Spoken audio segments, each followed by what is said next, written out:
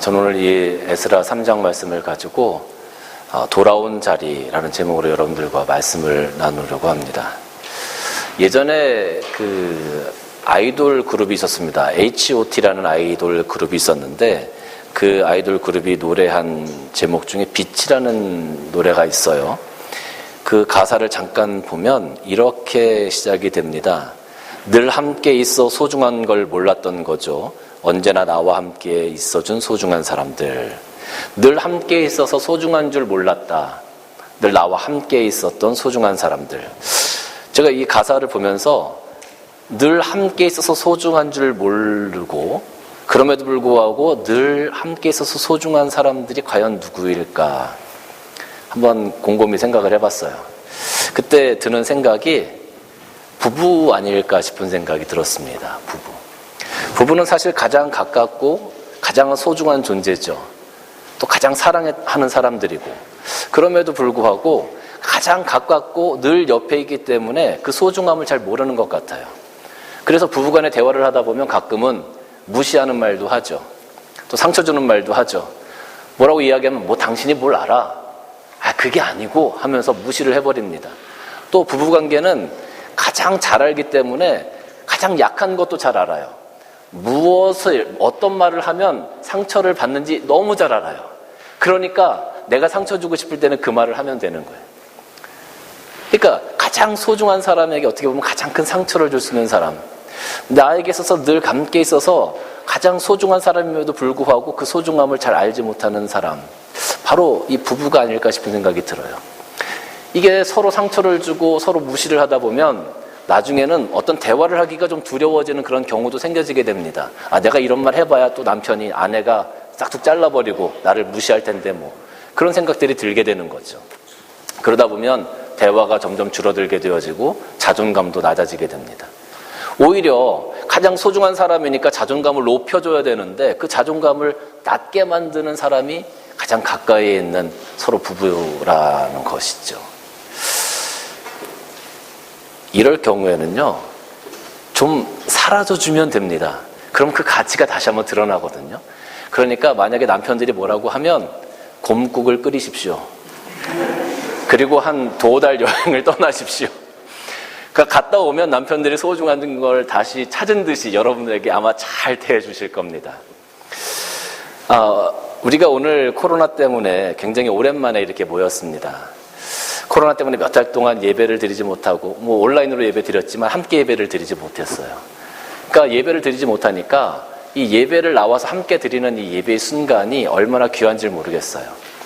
늘 주일마다 드렸던 예배, 늘 이렇게 습관적으로 드렸던 예배였는데 그걸 못하니까 막 사람이 답답해지는 거예요. 그리고 사랑하는 성도 여러분들의 얼굴을 보지 못하니까 자꾸 보고 싶은 거예요. 그래서 늘 함께 있었고 늘 가까이 있었던 이 예배의 자리에 대한 소중함을 이번 코로나로 인해서 다시 한번 느끼게 되었다라는 그런 말씀을 드리고요. 오늘 이스라엘 백성들도 마찬가지입니다. 오늘 에스라서에 나왔던 이스라엘 백성들도 하나님 전에 모여서 예배를 드렸는데 이 예배가 70년 만에 드리는 예배예요. 70년 만에. 그러니까 얼마나 이들이 감격했겠습니까? 얼마나 좋았겠습니까? 얼마나 바랬던 것겠습니까? 70년 만에 드렸던 이 예배, 오늘 이스라엘 백성들이 드렸던 오랜만에 돌아와서 드렸던 그 예배의 자리를 우리가 같이 생각해 보면서 오늘 우리도 오랜만에 드리는 이 예배의 자리가 어떤 마음으로 우리가 이 예배의 자리에 임해야 되는지를 같이 한번 살펴보기를 원합니다. 첫 번째는 예루살렘에 모여들었다라는 겁니다. 1절 말씀을 보면 이스라엘 자손이 각자의 성읍에 살았더니 7째 달에 이르러 일제 예루살렘에 모인지라 이렇게 기록이 되어져 있어요. 70년 만에 모였다라고 제가 말씀을 드렸어요. 주전 537년에 고레스 왕이라는 사람이 이스라엘 백성들을 다 각자 자기의 나라, 자기의 곳으로 돌아가게 했어요. 이스라엘 백성들뿐만 아니라 모든 백성들을 다 돌아가게 했습니다. 그 전에는 바벨론이라는 나라가 있었어요. 바벨론 나라는 정복하는 곳마다 사람들을 데리고 와서 다 자기 나라로 데리고 오는 거예요. 그래서 다 섞어버리는 겁니다. 자기의 정체성을 다 사라지게 했습니다. 그런데 이 고레스 왕, 페르시아 왕은 그러지 않고 다 자기 나라로 돌려보냈어요. 다시 붙잡혀온 사람들을. 그래서 이 이스라엘 민족들이 돌아오게 됐는데 그것이 70년 만에 돌아오게 된 거예요. 믿음이 좋은 어떤 분들은 그렇게 얘기할 수 있어요. 그렇게 만약에 고향으로 돌아왔으면 제일 먼저 하나님 전에 가야죠. 왜 고향으로 갔어요? 먼저 하나님 앞에 나와서 감사하고 예배드리고 그렇게 해야지 왜 고향으로 다 돌아갔을까요? 그런데 다 보면 하나님께서 준비하신 때가 있는 것 같아요. 하나님께서 준비하신 때가. 이 7월 달에는 초막절이라는 절기가 있어요. 그 절기를 통해서 많은 사람들이 다 모이게 하셨는데 하나님 그 고레스 왕이 각자 나라로 돌아가라고 했을 때는 어떤 사람은 일찍 오고 어떤 사람은 늦게 오고 그랬을 것 아닙니까? 그러니까 한 자리에 다 모이기가 좀 어려웠다는 거예요. 그래서 어쨌든 이들이 7월 달에 다 모여서 하나님 앞에 예배를 드리며 나아가게 됐다라는 거죠. 이처럼 하나님께서 준비하신 때가 있어요. 그 때에 우리는 모여서 하나님께 예배를 드리면 됩니다. 어떤 사람들은 나라에서 예배 집회를 금지하고 사회적인 명령으로 모든 것들을 집회를 금지하고 있을 때조차도 우리 예배 드려야 됩니다. 모여야 됩니다. 이렇게 주장하시는 분들이 계셨었어요. 그런데 그것이 과연 옳은 건지는 잘 모르겠습니다. 하나님께서 준비하신 때 이제 우리는 그 기간 동안에 조금 숙지하고 조금 이렇게 절제하고 상황이 어떻게 돌아가는지 살펴보고 지금은 모든 것들이 허락된 때가 되었습니다. 예배를 드릴 수 있게끔 허락된 때가 되었어요. 하나님께서 다시 모일 수 있는 때를 우리들에게 허락하셨어요. 그래서 이 시간에는 우리가 모여야 되는 때다라는 거죠. 그런데 여전히 일부 어떤 사람들은 이 예배의 자리에 나오는 것을 좀 부담스러워 하시는 분들이 계세요. 한국에 있는 큰 교회들의 통계를 보면 약 20%에서 30%의 성도들이 나는 온라인 예배가 더 좋습니다. 온라인 예배를 드리기를 원합니다라고 이야기한다는 거예요. 모여서 예배 드리는 것보다 온라인으로 예배 드리는 것이 훨씬 더 좋다라는 거죠. 근데 여러분, 왜 온라인으로 예배 드리는 게 좋을까요? 우리 한번 조금 솔직해져 봅시다. 왜 온라인으로 예배 드리는 게 좋습니까? 우리가 이렇게 예배 자리에 나오려고 하면 일단 씻어야죠. 화장도 해야죠. 좀 꾸며야죠. 또 차를 타고 몇십 분 와야 되죠. 물론 위생적인 부분도 있지만 사실 그런 부분들이 조금 귀찮은 거예요.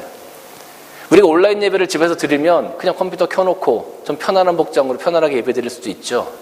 화장을 안 해도 누가 뭐라 그러는 사람 없습니다. 물론 어떤 분들은 온라인 예배를 드리더라도 바르게 모든 옷을 차려입으시고 정말로 하나님 앞에 정성으로 드리는 그런 분들도 계세요. 그런데 그렇지 않는 분들도 참 많다는 거죠. 그냥 침대에 누워서 온라인 예배 켜놓고 그냥 난 예배 드렸다라고 만족하는 사람들도 참 많다라는 거예요. 하나님의 예배의 자리에 나오기 싫다는 겁니다. 여러분, 온라인 예배를 드리는 거 나쁘지 않습니다. 우리가 똑같은 마음으로 온라인 예배를 드릴 수 있습니다. 그러나 그 20, 30% 내가 온라인 예배를 선택하겠습니다 하시는 분들의 속을 조금 더 적나라하게 들여다보면 하나님을 위한 예배가 아니라 내가 편한 예배를 드리고 싶어서 그러시는 분들이 훨씬 더 많다는 거예요. 하나님께서 그런 예배를 기뻐하시겠습니까? 그렇지 않습니다. 누가복음 14장에 보면 어떤 사람이 잔치를 벌였습니다. 그리고 그 잔치에 사람들을 청합니다. 많은 사람들을 청했어요. 그런데 사람들이 다 이야기합니다. 나 오늘 밭을 사야 돼요. 나 오늘 소도 사야 돼요. 나 오늘 장가 가는데요. 그래서 그 잔치에 참여할 수 없습니다. 하나님께서 이 예배의 때를 다시 한번 준비하시고 이 예배의 자리를 다시 여셨는데 많은 사람들이 나는 이런 이유 때문에, 난 온라인 예배 때문에, 나는 바빠서, 나는 위생이 걱정되니까, 나는 소도 사야 되고 밭도 사야 돼요. 그러면서 하나님의 부르심에 대해 say no 하는 그런 성도들이 많다라는 거죠. 근데 이스라엘 백성들은 그 초막절이 되었을 때 다 하나님 성전에 모여들었습니다. 그리고 하나님을 예배하기를 원했습니다. 여러분, 우리 교회도 여러분이 오셨을 때 보셨지만 장갑, 마스크, 세니타이저, 그리고 저희들이 미리 와서 뭐 의자, 그리고 손에 그 손고리, 손잡이 다 저희가 청소를 했습니다. 최대한 위생을 생각해서 저희가 모든 것들을 준비했습니다. 여러분, 쇼핑센터 가서 이렇게 준비하는 거 보셨습니까? 대체 어디에서 이렇게 준비하겠습니까? 우리는 하나님께서 예배의 때를 여셨을 때 그 자리에 항상 서 있어야 합니다. 하나님께서 부르실 때에 그 부르심에 응답해야 합니다. 그 응답 가운데 여러분들이 서셨을 때 하나님께서 기뻐하시는 예배를 드릴 수 있고 그것으로 말미암아 하나님께서 주시는 은혜를 우리가 만끽할 수 있는 겁니다. 두 번째는 무너진 하나님의 성전, 무너진 때를 바라보면서, 무너진 것들을 바라보면서 우리가 안타까워하는 아쉬운 마음과 그것을 세우고자 하는 열정이 있어야 합니다. 에스라 3장 6절과 7절 말씀 보면 뭐라고 기록되어 있냐면, 일곱째 날 초하루부터 비로소 여호와께 번제를 드렸으나 그때 여호와의 성전 지대는 미처 놓이지 못했다 그랬어요. 놓이지 못했다. 그래서 이에 석수와 목수들에게 돈을 주고 또 시돈 사람과 두로 사람에게 먹을 것과 마실 것을 기름을 주고 바사왕 고레스의 명령대로 백향목을 레바논에서 욥바까지 운송하게 했다. 하나님의 전의 지대가 놓여지지 못했다는 거예요. 무슨 말이냐 하면 아까 제가 말씀드렸죠. 537년에 이들이 돌아왔어요. 그런데 성전은 586년, 그러니까 약 50년 전에 그 솔로몬 성전이 무너져 버렸어요. 그 무너진 채로 그대로 있었던 거예요. 그러니까 이 사람들이 바벨론에 잡혀가서 성전이 무너졌다는 소리를 들었어요. 그리고 나서 성전이 무너졌어? 자기들이 어떻게 할 수 없는 상황 가운데 성전이 무너진 것에 대한 안타까움과 애탐과 그런 것들을 가지고 살아왔다는 거예요. 왜냐하면 이스라엘 백성들에게는 하나님의 성전이 전부였거든요. 하나님이 전부였거든요. 자기들의 삶이 전부였기 때문에 하나님의 성전이 무너졌다는 것은 그들에게 큰 충격이 아닐 수 없었습니다. 근데 그것이 아직 무너진 채로 있는 거예요.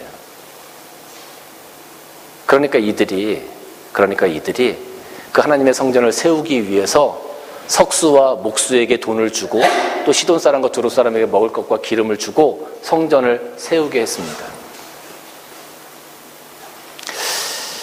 여러분, 지금 코로나 때문에 우리 삶 가운데 무너진 것이 굉장히 많습니다. 가정이 무너져 있는 곳이 있고요. 사업이 무너진 곳이 있고요. 건강이 무너진 곳이 있고요. 교회가 무너져가는 곳이 있습니다. 또 우리들의 영성이 무너져가고 있습니다. 우리가 모여서 막 기도하고 하나님 앞에 나아갔던 그런 좋은 시간들이 있었는데 이제 그것을 하기가 어려워요. 혼자서 모든 것들을 만들어가야 되고 버텨가야 돼. 이게 얼마나 힘든지 몰라요. 이 무너졌던 것들을 다시 세워야 합니다. 무너졌던 영성을 다시 세우고 무너졌던 가정을 다시 세우고 무너졌던 사업도 다시 세워야 합니다. 예수 그리스도의 능력으로 말미암아 하나님께서 주시는 성령의 능력으로 말미암아 그거 세워나가야 되는 거예요. 이제 교회도 다시 세워나가야 합니다. 교회도 다시 세워나가야 하고 내 영성도 다시 세워나가야 돼요. 그런데 이렇게 세워나가자고 말씀을 드리면 어떤 분들은 아직 어렵습니다. 아직 안 됩니다. 이렇게 말씀하시는 분들도 상당수 많이 있어요. 여러분 한번 생각해 보세요. 이 사람들이 바벨론에서 돌아온 지 얼마 되지 않았어요. 얼마 되지 않았어요. 3, 4개월, 어떤 사람은 6, 7개월 정도 됐었겠죠. 그런데 이 사람들이 예배드리러 모였어요. 3, 4개월, 6, 7개월 정도 된 사람들, 돌아온 사람들, 그 사람들이 삶이 안정됐겠습니까? 그 사람들에게 물질이 있으면 얼마나 있었겠습니까? 안정된 직업도 없었을 것이고 거처하는 것도 마땅하지 않았을 겁니다. 그럼에도 불구하고 이들이 모여서 하나님의 전을 세우기로 결정했습니다. 우리 한번 솔직히 생각해 볼까요? 이 사람들과 우리의 삶을 비교하면 지금 누구의 삶이 나을까요? 이 사람들 포로 생활을 하면서 아무것도 갖지 못했던 상태로 돌아왔어요.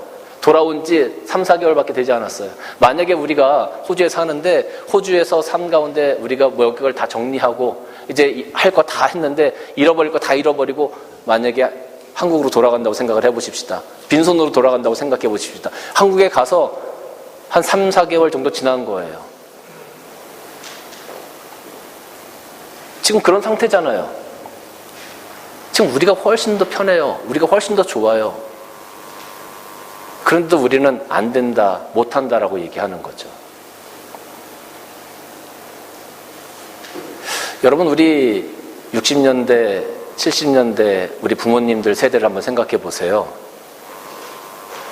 60년대, 70년대 한국 사회는 굉장히 어려웠습니다.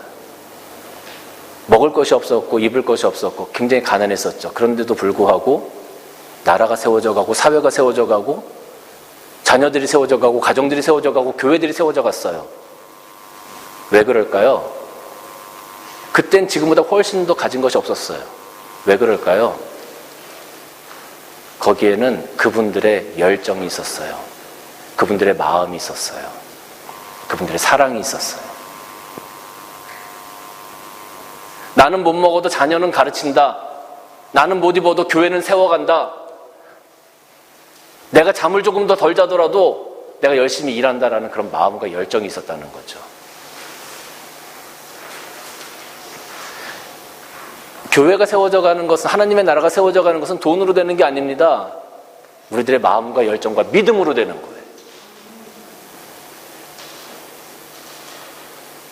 이스라엘 백성들이 하나님의 전을 세웠는데 오늘날 우리는 못한다? 우리가 가진 게 없어서 못하는 걸까요? 아니요. 마음이 없어서. 믿음이 약해서 못하는 겁니다.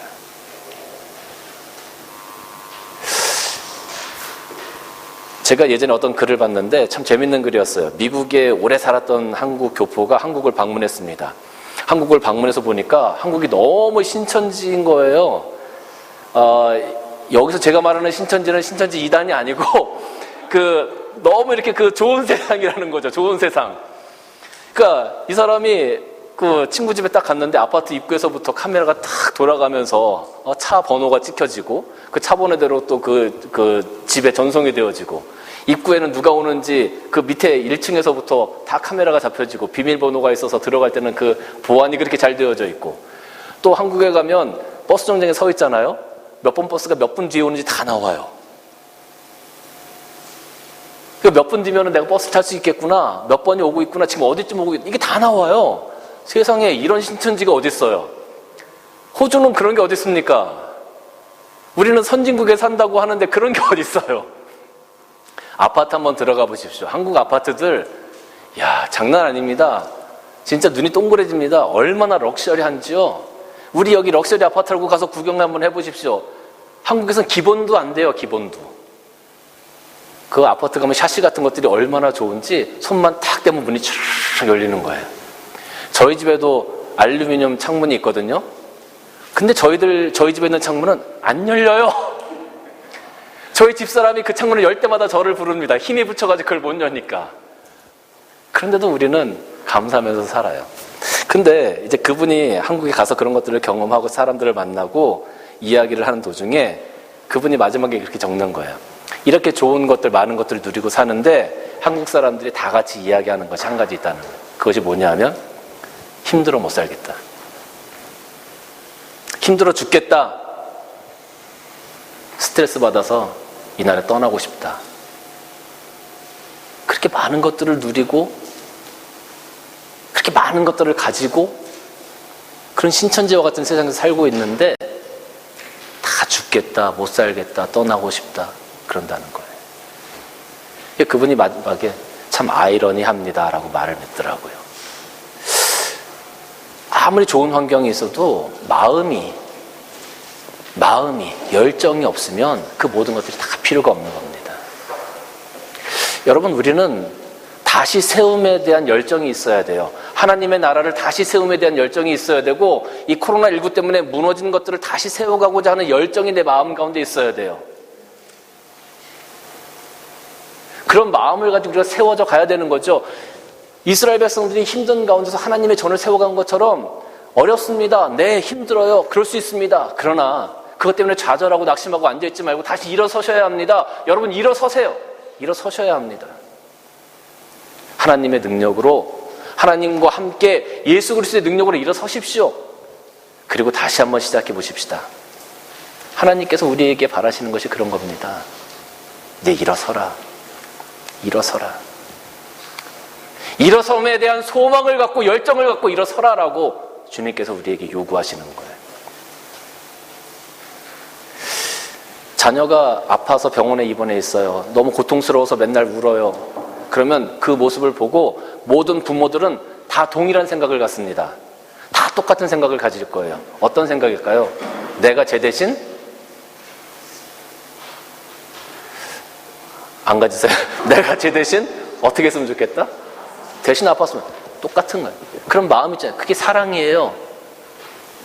그게 자녀를 대한 소망이고 그게 자녀에 대한 열정이에요. 오늘 무너져버린 교회를 바라보면서, 사회를 바라보면서, 가정을 바라보면서, 내 영성을 바라보면서 그런 아쉬워하는, 아파하는, 그걸 다시 세우고자 하는 그런 열정이 여러분들 마음 가운데 있으시기를 주의 이름으로 축원합니다.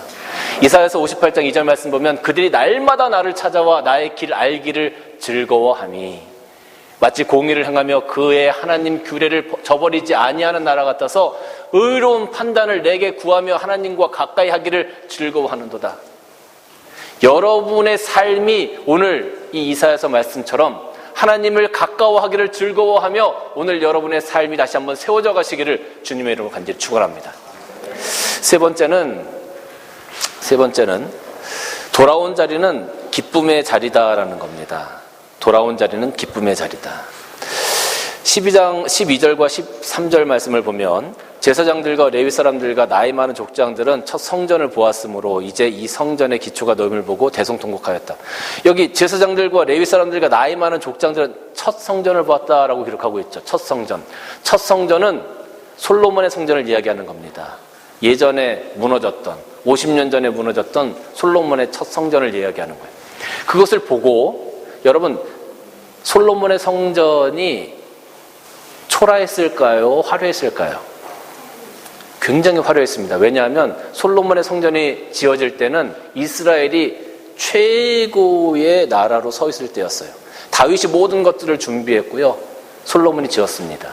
최고의 성전을 지었어요. 그래서 지금 여기 스룹바벨이 지은 이 성전은 1년 만에 지어졌는데 아무것도 없는 가난한 사람들이 십시일반 모아서 성전을 지었어요. 이게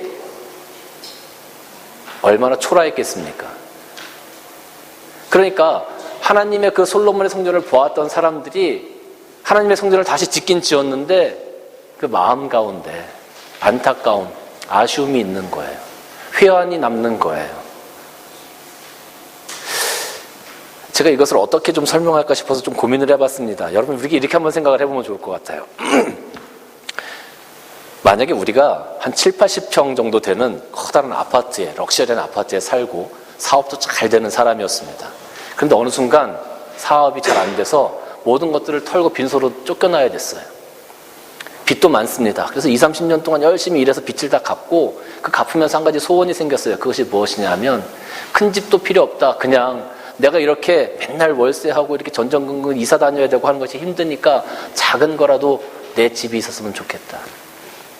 그래서 한 20, 30년 뒤에 나이가 들어서 한 12평짜리 작은 빌라를 하나 마련하게 되었어요. 그리고 오늘 들어가는 날입니다. 그 앞에 섰어요. 그리고 예전에 살아왔던 그런 삶들이 주마등처럼 지나갑니다.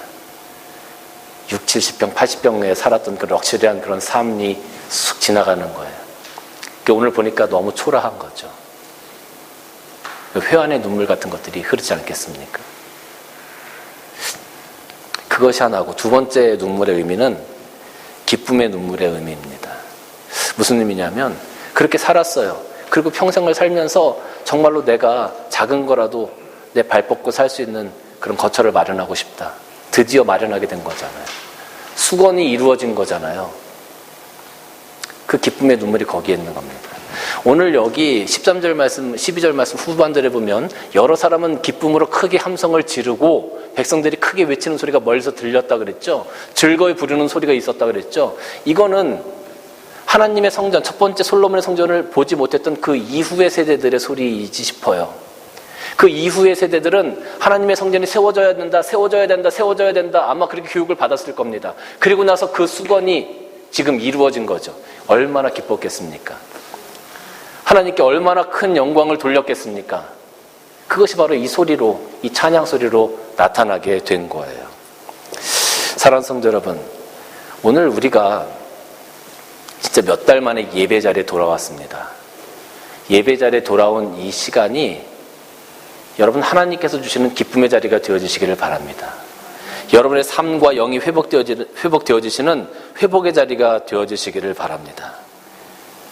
여러분의 영이 하나님의 은혜로 말미암아 살찌워지는 그런 귀한 자리가 되어주시기를 바랍니다.